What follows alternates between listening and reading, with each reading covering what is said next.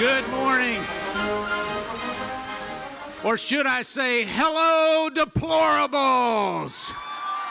I love it. I love it. You know, about 13 months ago, there was someone on this stage, Donald J. Trump as candidate 13 months ago, that was bringing it to all of you on what it may be like if we put a conservative in the White House.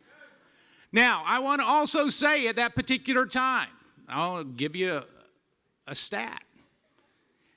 The polls said there was an 83% chance that Hillary Clinton would win by 47 electoral votes at that particular time.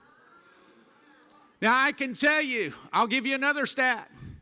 They were 100% wrong. You know, it was 13 months ago when he was here that really we were going to campaign, and we said it would be worth it for just one thing. If we could get a conservative on the Supreme Court like Neil Gorsuch, it would have been worth it, and indeed we have done that. Now, don't you think that Supreme Court Justice Gorsuch is better than Supreme Court Justice Bill Clinton? Wouldn't you agree with that? But it was 13 months, and I can tell you at that particular time, there was not the same enthusiasm in this group. In fact, there was not even the believability because the polls were all suggesting that it was all over with. And yet somehow we as people of faith knew that our God still reigns over the affairs of nations, doesn't he? He still reigns.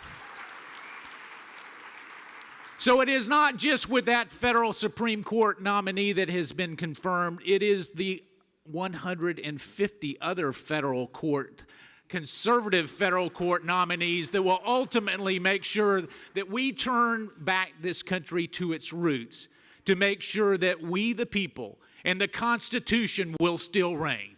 It is that we can applaud this morning.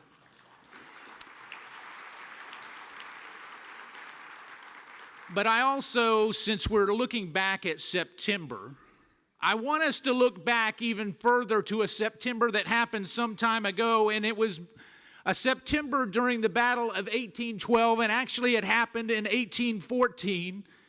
And many of you might have known it was the Battle of Baltimore. Fort McHenry was off there, and there was 25 hours of bombardment, bomb after bomb, cannonball after cannonball, going in to not only make sure that the strongest country in the world at that time, England, would take over a fledgling country like the United States. Now, I share that because at that particular time, they had anticipated the battle that would come. And I share that today with you because we need to anticipate the battle that is still raging on the streets of Washington, D.C. in this place that they call the swamp. Now, I understand Tony came out and it is time that we, drain the swamp, right? Well, that includes every single member of the House and Senate. If they're not willing to do what they've promised on their campaign trail, it's time to send them home. It is time. But going back to that battle, there was the bombardment for 25 hours, and yet there was a flag that had been specially made to fly over that particular fort. It was a large flag that was 30 by 42 at the cost of some $405.90. You can actually see remnants of that flag in the Smithsonian today. Now, I share that because indeed they were preparing for battle, and what we now know is the flag that was still waving after that bombardment was the flag that Francis Scott Key actually wrote the poem, which we now call our national anthem, about. And yet, here we are today in preparation for that battle, and knowing that it was there, we somehow think that that flag and what it represents is not worth standing for. I can tell you there are times when you don't make political statements. There are times at a funeral where you don't make a political statement. There are times when we're sending troops and welcoming them home that you don't make political statements. And I would suggest that you don't make a statement by taking a knee when we have the flag out there as well. That's what I would suggest. It is time that we stand in honor of what it represents. It is time.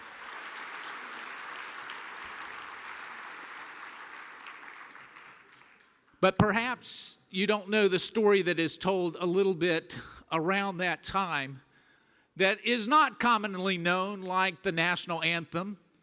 And it's a story that talked about 22 patriots that were fishermen that actually came in and they sunk their boats in the harbor to make sure that the enemy couldn't get close enough for those cannonballs to take full effect.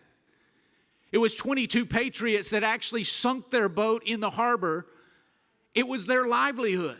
They were fishermen. They were willing to sacrifice it all for what many at that time were calling a lost cause. Perhaps you have been criticized by your friends for fighting for a lost cause. Perhaps the times that you stood up and you said, you know what, we're going to pray and we're going to continue to go to the polls. We're going to pretend like we're in the lead, even though the polls were suggesting that we were way far behind.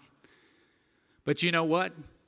We knew that we had somebody on our side that perhaps others didn't, because we knew that on our knee, praying before our Heavenly Father, He would deliver ultimately the victory.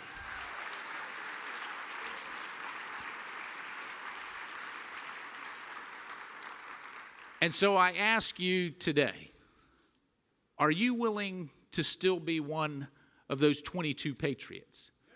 Are you willing to be someone who is willing to fight for a lost cause? When all of the media says that your voice doesn't matter, will you join me in making sure that they know that your voice matters and it is not to be denied?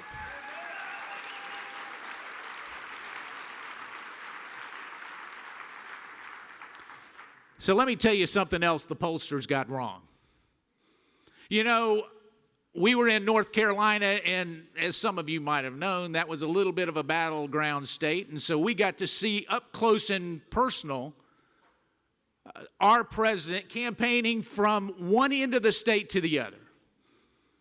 But when I knew that the pollsters were getting it wrong was one day we were going to campaign across the state. I live in the far west. I was getting in the car. We were going along the interstate. And then all of a sudden on the interstate, I started to see handmade signs that said Donald Trump from president, make America great again. Make sure that we vote on November 8th. These were handmade signs. They were not coordinated by the Republican Party. They were not any part of a coordinated effort. I saw the Russians nowhere. They weren't anywhere around. But I can tell you that it was real. You could feel it. You could see it. And all of a sudden what happened is this organic desire to make America great again, to believe that America is exceptional, and to quit apologizing for our greatness was something that we needed to do once again. I would suggest it is time that we continue on that journey to make America great again. Now, as we look at that particular day, I want to tell a little bit more, because as we were going to a place in North Carolina that I didn't know it existed. It was Selma, North Carolina. Now, it was in the east, I was in the west, but yet it was this small place. And so as we were going there to actually campaign on behalf of this president, that time candidate, miles out, we started to see pickup trucks that had pulled over to the side of the road. We started to see cars. We saw people on the side of the road waving American flags as the motorcade was coming through. And we're talking about 4 or 5 miles out. In the middle of nowhere Well, my apology to Selma, North Carolina. In the middle of nowhere, we show up in this outdoor open pasture. There are 20,000 people who had been standing there for hours just to wait to hear President Donald J. Trump address them. Now, if that is not an organic movement, not organized by anybody else, I don't know what is.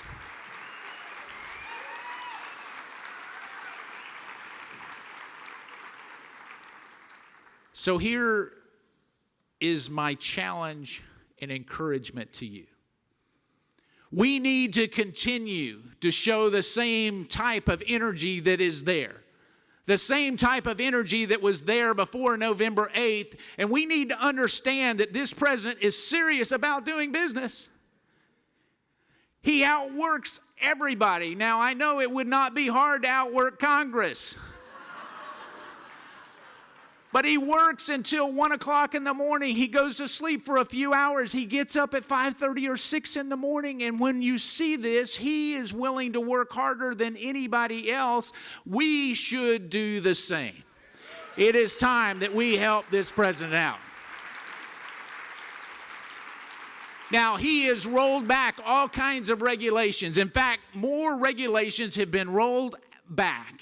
Substantial regulations have been rolled back in the first 9 months of his presidency than any in modern times. But we need to help him, don't you think? Don't you think it's time that Congress quits talking and they start doing? Isn't it time? If we don't get behind this agenda, and an America First agenda, if we do not get behind it, it is time that you send us home. Now, I love to shoot. I love to actually go out with my son and shoot. And so when you go out to shoot, you can shoot a lot of shells. All the shells look exactly the same. In fact, you can put them in, and as you shoot, well, occasionally you come across one where you pull the trigger and it's a dud. Now, you have two options. You can leave that in the chamber and pull the trigger again and again and see if it fires. Or you can eject it and put in another shell. I would suggest we have some members that are duds that have been left in the chamber too long, and it's time that we eject them. What do you think? It is time. It is time.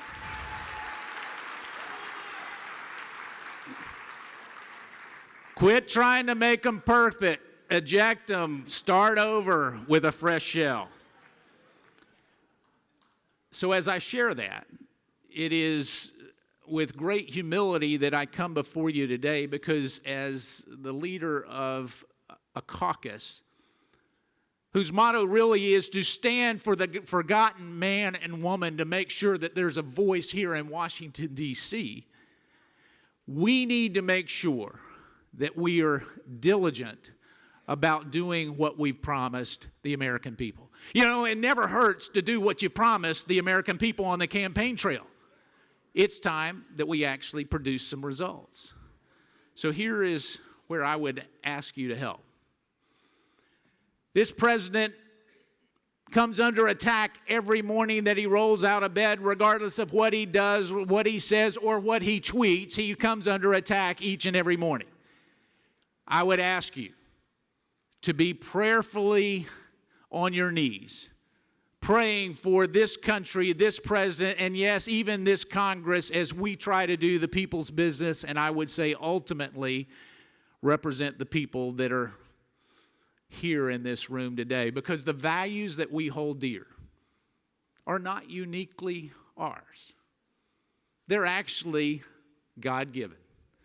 We see that from the Constitution, because we know that indeed, even in the Declaration of Independence, that we recognize who the ultimate authority is.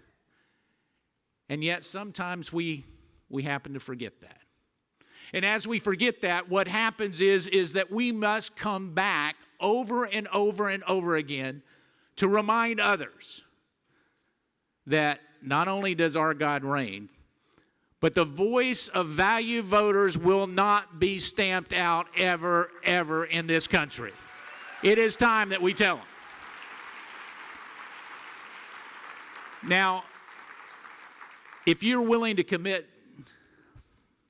with me to do that, the other part of that we must do is not be afraid to stand up. Because so many times what happens is you get in your own groups, and when it's comfortable to stand up and speak up, you normally shut up. And I'm talking to myself here. Because sometimes it's a whole lot easier to just be quiet instead of actually speaking out on what you know to be the truth. And so are you willing to stand up and speak up so that others will not drown you up? Are you willing to do that? We got one with a hat that I know will do it, all right? But thank you. God bless you. So I also want you to know this, that as we start to see things changing, we can come back to where we started.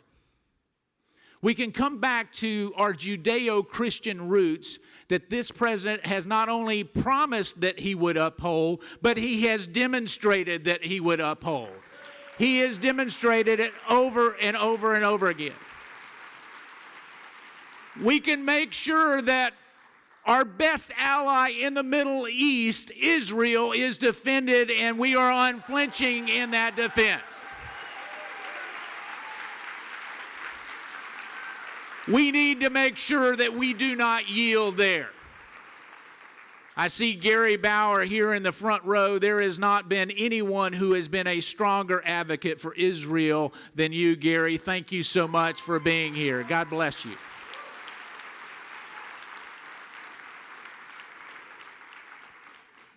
So here we are, 9 months into a new administration. We have 8 Democrats in the Senate that often will believe that they're going to run things. But I tell you, it is time that we get rid of the 60-vote cloture rule in the Senate and start ruling like a majority. The heck with tradition, it is time. It is time that we do that. I'm for no more excuses. It is time to get rid of the excuses. So let me close with this story. When so many of us went to the polls on November 8th, we were voting for a president that we really didn't know much about other than what we had learned in the media. We were voting for someone that truly had come from a number of other competitive and quality candidates. And yet here he was, our nominee, going in. Most of us knew that we wanted to change the Supreme Court. We wanted to roll back regulations. We wanted to make America great again. We wanted to make sure that religious liberty was protected again. And we had one choice. And that choice was Donald J. Trump. But I also want to tell you a personal story about the backside of a president that I've come to know very well. And it's important that you hear this, because what happens is so often we miss who the person is in all the headlines that are out there. So shortly after he was sworn in, I get a phone call from the President of the United States. Now, my executive assistant came in and said, "You've got to come with me quickly." I thought there was an accident or something terrible had happened. I mean, her face was all white, and so she says, "The President of the United States is on the phone for you." And then my face turned white. And so I get on the phone and I talk to the President, and he goes in to not only thank me for campaigning with him on the campaign trail, But more importantly, he came in to say, Mark, I wanted to check and just see how you were doing. How are people treating you up there on Capitol Hill? I wanted you to know, Mark, that you've got a friend in the President of the United States. And so I kept waiting for the punchline because I figured if those nice things were happening, he was going to ask me for something. You know, it's the art of the deal. You got to figure that out. And yet, there was no deal. In fact, it's the thing that I remember most about that phone call, is that 4 or 5 minutes into the phone call, he says, I just wanted to check with you, Mark, and make sure you were okay. And if you ever need anything, just give me a call. There was no request. There was no demand. There was even not a hint of encouragement of where he wanted me to be. That's the man that we have at 1600 Pennsylvania Avenue. That's the man that you elected on November 8th. And that's the man that will make America great again. God bless you. Thank you so much. It's great to have been with you. Thank you. God bless you.